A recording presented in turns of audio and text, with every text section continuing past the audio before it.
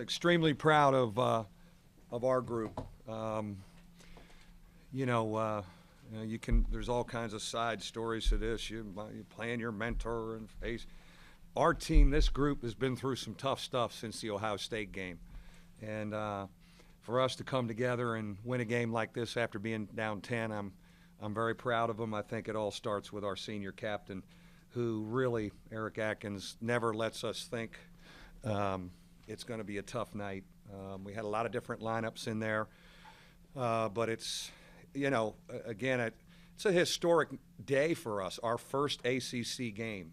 And to beat a program like Duke's will always be a great memory for us starting off in Atlantic Coast Conference play. Mike, what allowed you, or what did you see where I think maybe you have to go small there the rest of the way? After about the 4-3 that we didn't hedge on, we got Sherm out of there, we got Burgett in there and played small, and that lineup did two things. We switched everything, which helped us, but they were hard to guard too. Our lineup was very hard to guard. We had that floor spread, and we really moved without the ball and got some great stuff at the end of a clock. Again, we had some young guys in there again. Demetrius, I thought, took another step forward. Steve Astoria, his shot may be the shot of the game. That was a huge shot right there to really make us believe. But I told him in the locker room, I said, it could be a different group finishing the game on Tuesday night. You mentioned the small lineup, but getting Sherman back in for that crucial possession. Yeah. We just felt maybe we go back to him one time and get a post feed and get something down there, and that paid off for us. It really did. It was we discussed it a little bit, and I said, let's get him in there one more time. Because the one thing, our big guys, our size helped us get to the bonus quickly. We pounded away, and our big guys are really good kind of setting the tone, but they were just so hard to guard. And the way they were shooting behind the ball screens, we just felt we had to be a little quicker, and we just said, switch everything. And that group really did a good job of it. Mike, how were you able to keep Jabari to 2 for 10? We had a lot of different guys on him. I think there was a great team awareness of him. I wish we could have used some of that on Hood, quite frankly, because he was unbelievable. But again, I think the team job we did on Parker, a lot of different guys helped, because you wouldn't be able to absorb two guys going off. And those two guys go off a lot when they win. Only one went off. Mike, you've reinvented yourself so many times. Yeah. Is it part of your playbook? I love it. Over Christmas, I was like, here we go again. And you know what, Tim, you can't do it unless you have rock solid guys and some experience. We always have experience. We're never too young,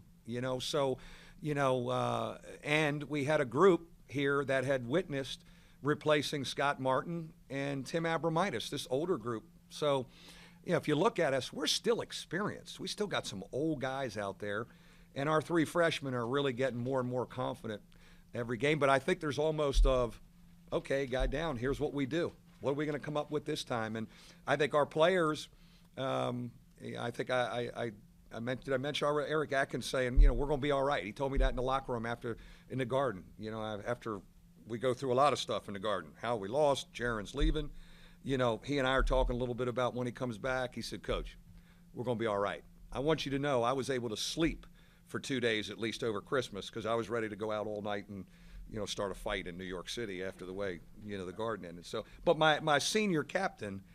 And you know what? In the timeout when we're down 10, I wasn't talking. He was talking. He's like, hey, we get out of here. We get a couple stops.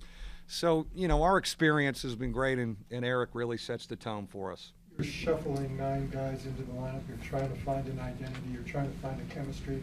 How do you still limit it to just 6 turnovers, 3 in each? Yeah, well, we did a much better job, Lou, today than we did against Canisius. We played all those guys against Canisius, and I think we had 16 turnovers. So today we were better, and we really talked about that. When I came back Monday after the Canisius game, I had on film all 16 turnovers. And we're just better with the ball than that. And I thought we slowed down a little bit. We were safer with the basketball. That's really who we've been, and we're going to have to, even though 9 guys are playing and some young guys, we got to take care of the ball to keep our offensive efficiency up. Mike, is it easier to go man when you're going small? Yeah, yeah. I mean, the tough thing about them, as you saw, we started the game, we were going to go zone on makes with our big lineup, man on misses. Well, then they banged down. You're in zone, they bang down a couple threes. And, guys that maybe you don't think are going to make threes, they're starting to make them early. So now they're confident. So now you go man, but you got a tough matchup with Parker and Hood with your two big guys. It's always tricky for Zach and Sherman. We kind of faked our way through it in the first half, but in the second half, it really took its toll on us, and we just said, we first said, let's just try zone with a big lineup, and they hit another three. And we called timeout, Sherm's out, Alston's in, we're guarding, we're switching everything, and I'm down here on the offensive end, we're 5 out, just move, cut. We had, we had some great movement without the ball. Our old guys really know how to play off the ball. Why is Eric so dangerous at the top of the key like that? He seemed to either get to the rim at will. Eric, yeah, he's feeling really good. I mean, he's really a confident guy, and we need him to be aggressive and make plays. Like he made a lot of plays against Canisius, but he turned it over 7 times.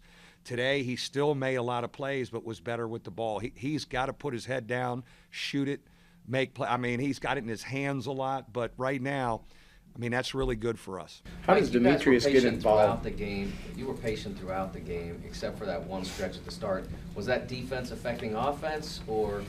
Yeah, we took some bad shots. We got a little wacky. I don't, and then I tell you what, our bad offense affected our defense. It really did. I mean, we were out of character for that segment, and then we were kind of wondering what's going on, and they all of a sudden it's 10. And that was disappointing. We got to look at that because we got to be better there. We should be better there. I thought we kind of played panicky on offense, and it led to poor defense.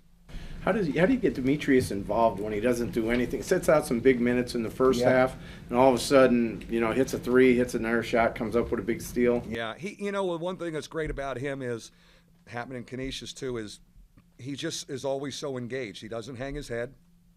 It's happened before in a game before where he sat for a while and came back. I think there's no question our crowd today really made us believe. I mean, our crowd was fabulous and helped us. And I think for him, we're seeing him really get better and more confident. Today was important for him to be involved in big plays against a good team in a league game. I just think he'll get better and more confident. One thing he was doing was guarding. He was getting his hands on stuff. He was flying around. He was locking into their guards. And that's what we want him to start doing. Just guard first. Guard first. Mike, Canisius showed you guys that you could still win. This game, though, shows you that you can win in the ACC and against one of the best teams in the country. How important was that for your club? I think it's really important for our group, given the 2 weeks that we've had, to feel like, hey, man, we may still have a shot at this thing because nobody else thought we had a shot with everything that happened in New York. And one thing I told them, I said, we come back in tomorrow, we got a chance to be 2-0 in this league on Tuesday night. We got a chance to get to 2-0 in this league. We need our crowd, just like they were. I know it's 9 o'clock at night and it's going to be -7 degrees. But for us to get to 2-0 in this league before we go on the road would be huge. And how do you do that? How do you, get rid of the celebration? Eric Atkins will probably handle 85% of that. He really will. He really will. Connaughton's play, and then Tom Knight saw action in the first half. Tom Knight gave us great minutes. Everybody, Tom Knight gave us good stuff in the first half. Pat Connaughton put a clinic on with moving without the ball. He was moving, cutting, he just really moves without the ball. He's a veteran, older player in our system that knows how to cut and move without it. Certainly the dunks that he had kind of gets your team confident and makes the other team probably wonder if they can get out of the building with a win. You've had some pretty big wins here the last couple of years. Yeah. Given the last 2 weeks, where does this rank? Yeah, this one's up there. Yeah, no. And, the first Atlantic Coast Conference game. We're joining this league. We're so proud to be part of this league. And I said this leading up to this game, to beat that program, the flagship program of the ACC. It's a little bit like when I got here in 2000, when we were fortunate enough to beat Syracuse and Connecticut. Those were program wins. You looked like you belonged. This is the team you got to beat in the ACC if you want to kind of feel and look like you belong. So that's really big for us to start off that way. Now, what I have to remind everybody is we still have 17 league games after today. Tomorrow is not Selection Sunday, as much as I would like it to be. We got 17 league games after this, yes. Your team dominated Duke in the paint in the first half. Did you tell them to try and exploit Duke's strength? Yeah, we really wanted to throw it inside. You know, we're big. We throw it to the post. Knight, Sherman, August, pounding away. I like what we did. God, we missed some stuff around the bucket that may have had us up 5 at halftime, but that takes its toll.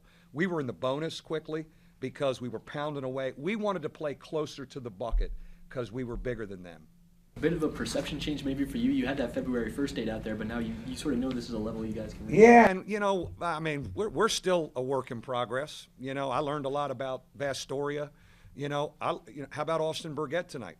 I mean, for him, that's something to really capitalize on. I bet it's 2 other guys different than them on Tuesday. That's who it's going to be. And when you have that with 9 guys, they all know they're getting. You have a great vibe in that locker room because they all know they're part of it. There's no energy draining guys because they're not playing, because everybody's playing. Before this game, were you still the loosest coach in America? Loosest coach in America. You know, one of our themes has been nothing to lose. And you know what? Even we're 1-0 in the league, nothing to lose. We've got to play that way, and I thought we really played that way. You know, down 10, we came out and we were winging it.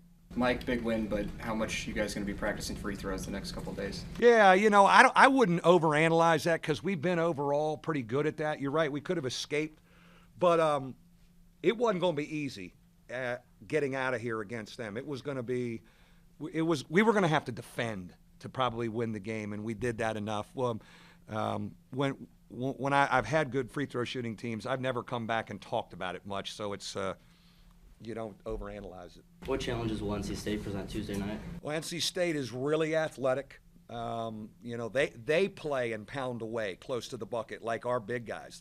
They play close to the bucket. There's not as much a perimeter group. And you know what? They're searching for a win. They're coming up here hungry for a win. All I know is they beat Tennessee at Tennessee.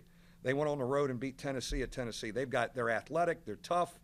You know, it's league play, another challenge. You know, you've heard me say, when you're in league play, 1-game win streaks are celebrate them, man. 1-game win streaks are huge. We are thrilled with our 1-game win streak right now. We'll get back to work on the Wolfpack tomorrow morning. Thank you.